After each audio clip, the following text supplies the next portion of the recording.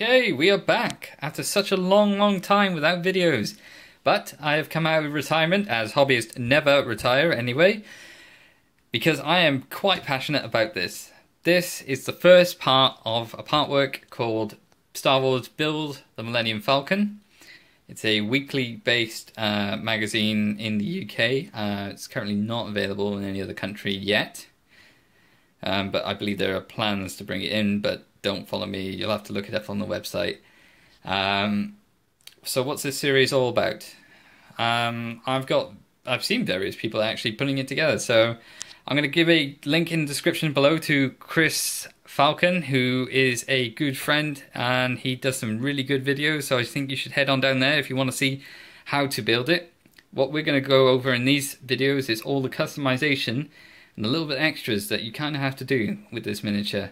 You don't have to do it, but if you do it, it's going to make your model look a bit more, well, worn or customized to however you want it, to be honest. The things like, I don't know, weathering on the model, extra lighting, what are we going to be doing? There's gun turrets that need to be painted, things like that. So we're going to have a look at some of the pieces a little bit closer. As I said, I'm not going to go over the pieces, how to put them together, things like that. You can head over to Chris and have a look at his channel. We're going to look at customizing them the way I've done them anyway, and that's the way I recommend, or I'm going to do it. If you have any comments or questions, just stick them below, but let's get on with it. So what did we get in issue 1? Well, we've got the door for the cockpit with... See, look, it sticks on and it covers the details on the back. So obviously you stick that on. We've got a piece of the metal structure. We've got some screws, which for these, the quad laser turret, which is on the top, and there's also one on the bottom. It hasn't been confirmed. I'm not really sure if there's going to be 2 sets of them actually, but we'll soon find out anyway. What else we've got? We've got our cockpit there. I can't seem to get it to focus. There we go. Right, and this all comes unpainted. That very much. It's very flat. It's plastic based, but it feels fairly sturdy, which is very good. What else have we got? Another piece of, well, this is the first piece of the whole.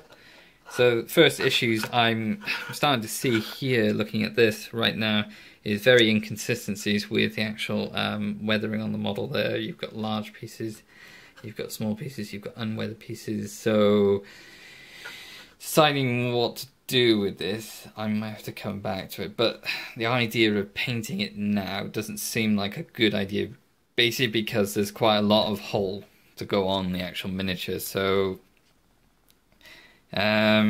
we might do it at a section at a time so that we can blend them in properly.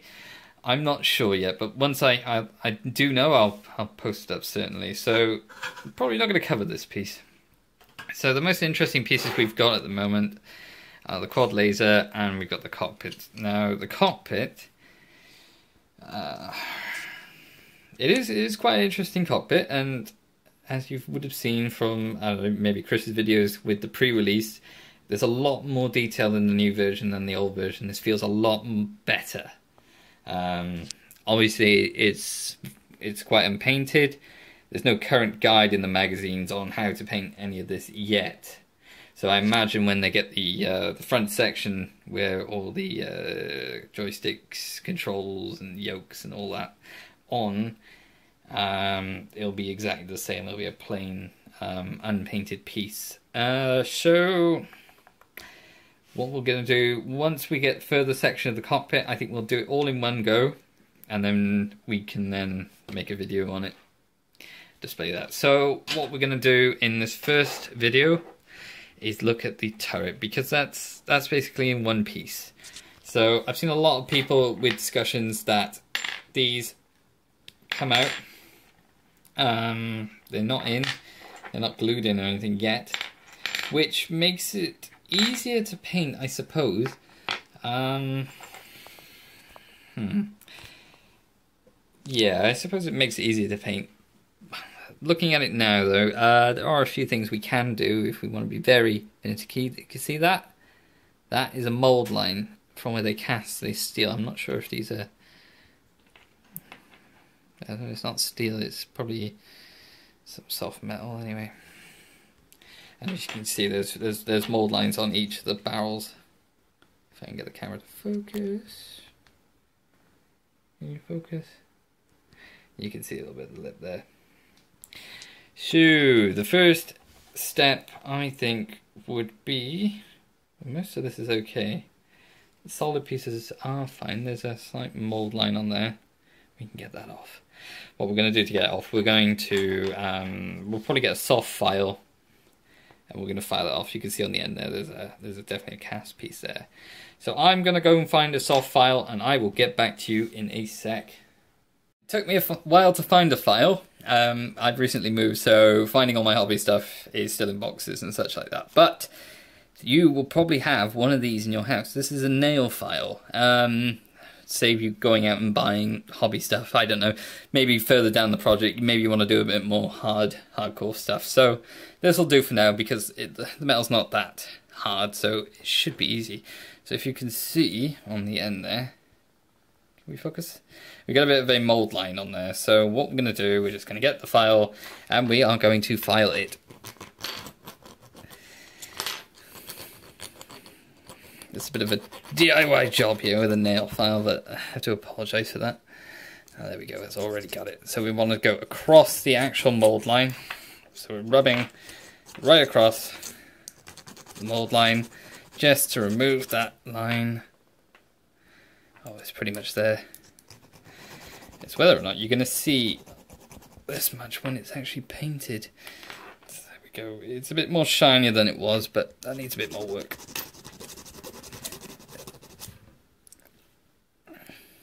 And it's not as abrasive as some other files. This is a nail file, so it's not going to take too much off there, and it's not going to scratch too much. It has removed the line a bit better. And we've also got one mold line running across down the barrel down here. So let me remove that.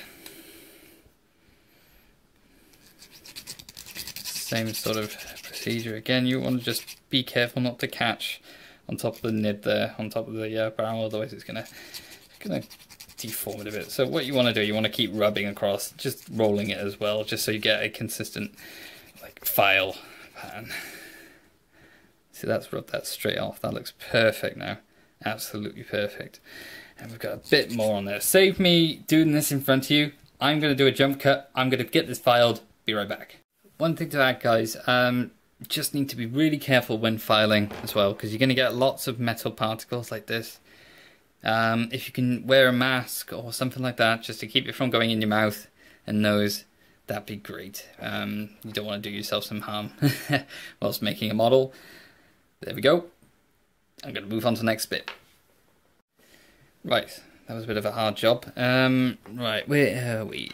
Right, so you can see there, the end on that is nice and flat now. So you can see it's quite shiny. We've removed the mold line. Oh, there's still a mold line on that side. So we've removed the one on the opposite side, so it's nice and flat. So the mold line's on here. We've got one on the end of the barrel, and we've got one either side. So when it was cast, it would have been cast around, and two halves we could cast or something like that. I'm not a caster, but if you know anything about it, it would be cool. The other mold lines we've tackled. Right, around the edge of this piece, you could probably see where they were. They're going to shine a bit brighter than the other ones, but I've just smoothed that off on that one. And that one needs a little bit more work on that side. It's a little bit harder with the nail file, but that's all we've got at the moment. And then on the, I think it's the bottom piece of the actual gun, you can see there's a mold line around the actual center there. And I've done the one on this side, so that's nice and flat now, as you can see. Cool. So, right. Other pieces. This one. This is the mount for it on the actual weapon. Now, this is not too bad. There is that obvious mold line along there. We'll get that sorted. And then we will move on to the next part. Now the next part with this is going to be removing any leftover chemicals from the actual casting. So if you've modelled stuff like from Games Workshop or stuff like Forge World, when they cast these stuff, they spray various chemicals into the mold so that when the molding's done, you can release the pieces quite easily. And some of that spray does actually remain on the miniature, and you can feel it on some of the parts. All right, but you can feel it on here. It's just like a bit slimy, a bit, well, doesn't feel right. So I will show you how to remove that before we start painting. Be right back. Change locations. We're in the kitchen now. I'm not sure how this is going to sound in the kitchen, but hey, whatever.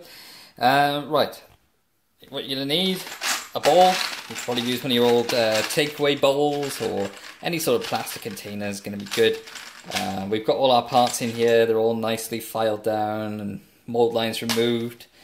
So we want to strip the chemical process off from when they came in the molds, just so that we can have a real solid paint job, because if there's going to be chemicals on there, the paint may not stick as well. The finish will obviously be a little bit different, things like that. So there are multiple ways I've done this in the past. There's stuff like people buy white vinegar, dishwasher tablets, stuff like that. I've got washing up liquid, and it's by Magnum, but you can use any washing up liquid. Other washing up liquids are available. And what we're going to do, I'm going to try and do this with one hand, as most things on my channel are done. Lol. And we're going to put that on there. Now we're going to kind of work it in all the bits on there. I'm doing this with one hand, which is not advisable. Remember kids, safety first. Right, that is nicely covered all the little tiny bits in there. And I'm going to wash my hand, and I will be right back. And I'm back. My hand is a little bit wet now, but at least it's not covered in washing up liquid. So what we've got, I've got a kettle here. It's just been boiled, and that is hot, as you can just see. Be careful using a kettle. It's always common sense here. But what we're going to do, we're just going to get some hot water. We're going to put it in. Don't need to raise it that much. I mean, the parts are just at the bottom there. And they are going to sit in there probably overnight, maybe a couple of hours. So once that's done, I'll dry the parts off, and then we'll be back. Okay, we are back. It's a couple of hours later, and these are now ready to be washed off. So we're just going to get over to our sink, rub a bit of water on it, just to get any remaining dishwashing off that.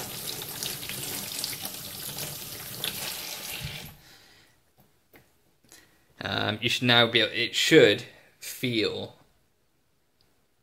nice and squeaky clean on there. It's not going to feel slimy or slippery or anything like that now. If it does feel a little bit more, you might want to repeat the process again until it feels nice and, well, just like solid on there. It's not got any slippery feel to it. So I'm going to just wash off the rest of the parts, and I will be right back. Right, all the parts have now been washed.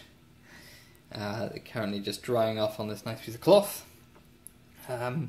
This is where I'm going to leave the first part at the moment. I don't want to get this tutorial really too long. It's probably quite long at the moment. So we'll cut this into the second part, which will involve all the painting and various other techniques like weathering. Another thing we want to discuss is whether or not to hollow out the ends of these barrels, because they're part of a gun. I'm going to have a think about that between this and the next video, and I will see you in the next one. Thank you.